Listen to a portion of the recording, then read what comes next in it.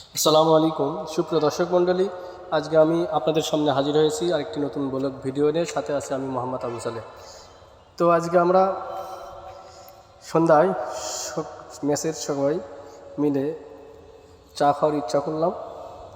তো চা খাইতে গেলাম। চা খাওয়ার যায় আমরা খাবার তেঁতুল চা, আপনারা দেখলেন তেঁতুল চা। প্রথমে চাটনি বাসার আমার কিনে এসে দিল, তারপরে চাটনিটা কেটে কাপের মধ্যে দিয়ে তৈরি হয়ে গেল তেঁতুল চা আমরা খাবো। খুবই সুস্বাদু একটা চা। এটা সর্দি লাগলে খেলে সর্দি অতি সহজেই ভালো হয়ে যায়। তো আপনাদের যারা সর্দি লাগে, ঘন ঘন সর্দি লাগে, তারা অবশ্যই ট্রাই করে দেখবেন। তেঁতুল চাটা খুবই সুন্দর। অবশেষে আমরা সবাই চা আড্ডায় মেতে উঠলাম। ধন্যবাদ সবাইকে।